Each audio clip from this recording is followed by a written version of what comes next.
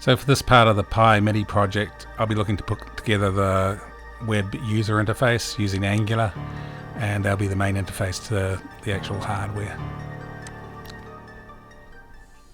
In the last video, I put together the basic Angular project. In that case, I just had some empty tabs that had a place for the settings, a sequencer, various voices, and an AI interface. So this video I'll be building out two parts of it, the settings mainly, and get part way through the sequencer functionality. One challenge I had here is I hadn't been using Angular since about Angular 14. So in Angular 17 there's a lot of new functionality I want to make use of.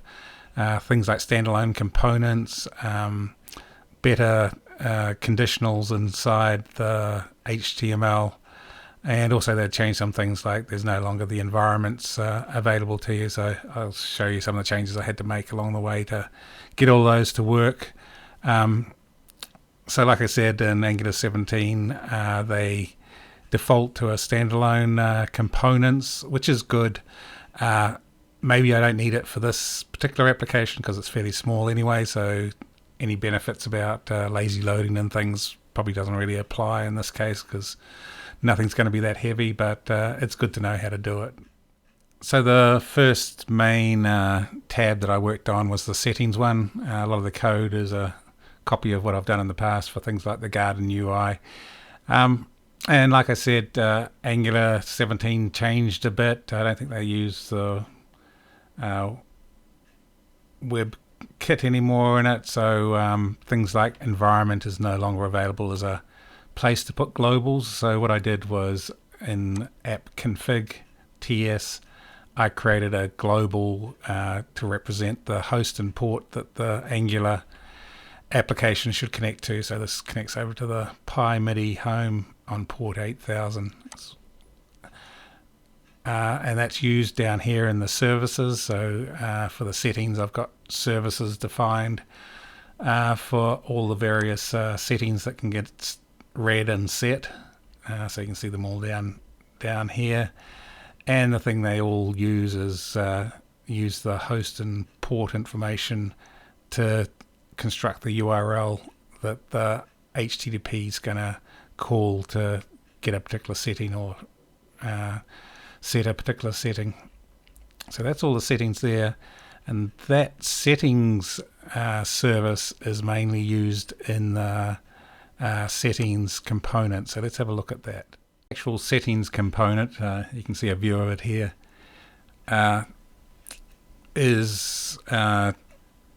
it follows what I've done in past Angular applications, so I won't go through it in details. The main changes are again in Angular 17 is it's a standalone component. You can see that down in the component definition here that says standalone equals true.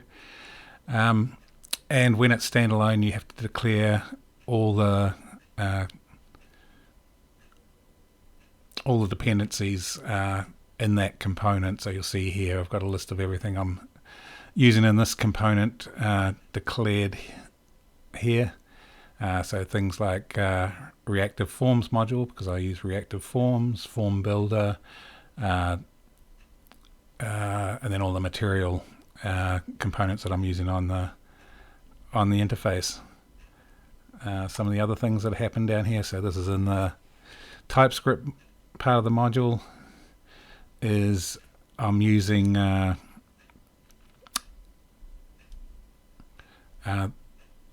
on destroy. That's just to clear up all my subscriptions.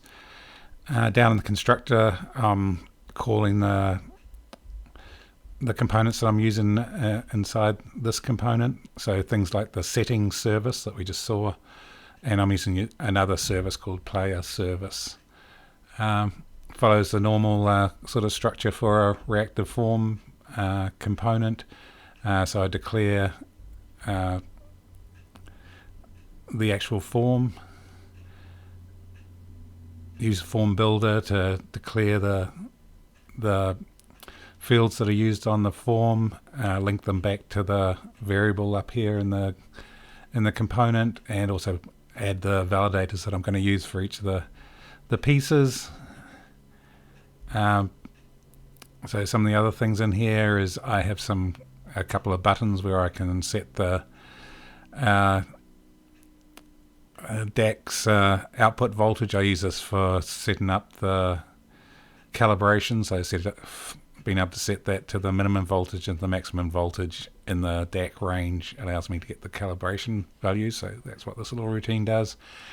And then I've got an update routine. So when you make changes to the settings and press update, it's going to call this routine in here where it goes through, see which of the fields in the form have been touched, and call the relevant web service to update that setting.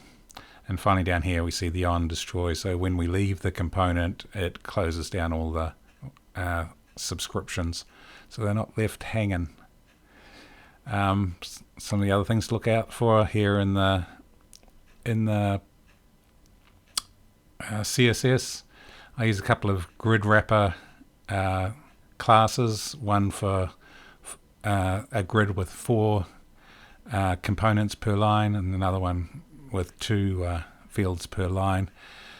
And this uses the minimum width setting, so if the width of the page goes below 400 pixel, it's basically aligns all the fields one above the other. So if you're, say, using a small phone, then the fields will just be vertically arranged. Otherwise, if it's more than 400 pixels, it'll be spread out the way this grid control describes it.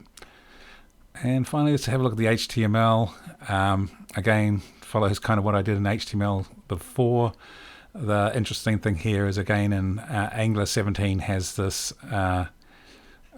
sort of embedded conditionals, and this looks a lot nicer than the old ngIf way of putting things together, and also has an else option in here. So just using the @if allows it to evaluate a value and then decide whether it shows something on the form. So for each of the fields, if someone touches it, then the touch setting is interrogated by this if statement, and it'll put a little asterisk next to it to indicate that that field's been touched. And then same thing, use the if condition to see if there's any validation errors, and display an error message if there is for each of the fields. Like I said, there's an update button here that calls that update routine. So let's have a quick look at this working. So I'm going to change the CV max volts. You'll see when I go into the field, I'm changing the last digit to 3. When I exit the field, the asterisk comes up to say it's touched, and then I can press update to update all the touched fields. So last piece I was working on for this video is the sequencer tab. So far I've just been able to put up a keyboard and have that play MIDI notes, and then in future videos I'll look at how to change that into a way of getting sequencer values and playing a sequence back through the MIDI controller. Now, the actual JavaScript code I used for making the keyboard mostly came from the Web Dev Simplified website. There's a good tutorial there. I'll put the link down in the description below as well. Now, I'll just walk through the sequencer code so far. Again, it's not actually doing sequencing yet. It's just being able to get notes off a graphical keyboard, and also send those notes to the MIDI controller. So the way it's laid out, so for the HTML, it's using a bunch of classes, and I position white and black keys on the HTML page. Again, most of the details are in that YouTube channel about the details about what the CSS looks like, but let's have a quick look at the CSS. So this defines the piano area, and then the keys that go onto the piano. Probably the interesting thing in here is this width. so the width of the white keys and the width of the black keys also determine the length. So there's some calculations that go on here. So if you want to change the size, kind of those are the things to change. But the rest of the CSS here basically came from that YouTube Web Dev Simplified site. Now let's look at the code for this. So again, this is a standalone component. We can tell that because it says standalone true here.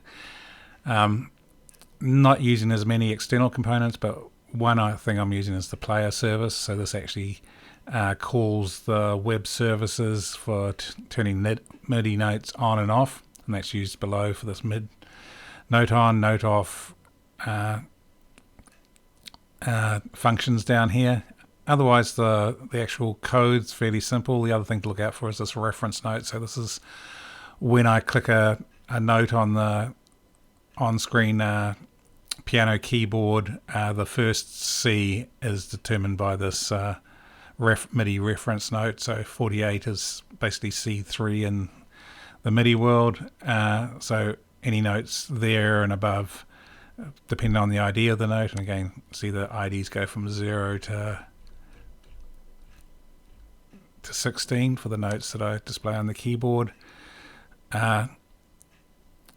So it gets the MIDI notes and then calls the player service for doing the MIDI note on, and same thing for when the mouse leaves the note or I click off the note, it calls the MIDI note off value. And let's have a look at the end result of that.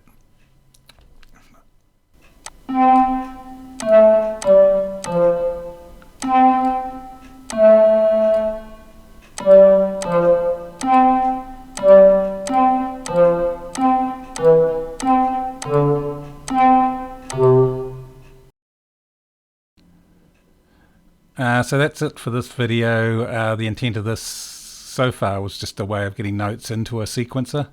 And in the next video, I'm going to concentrate more on finishing off the sequencer. So be doing things like capturing the notes that I play. This keyboard's not intended for live playing, as you might have been able to tell by my playing with a mouse.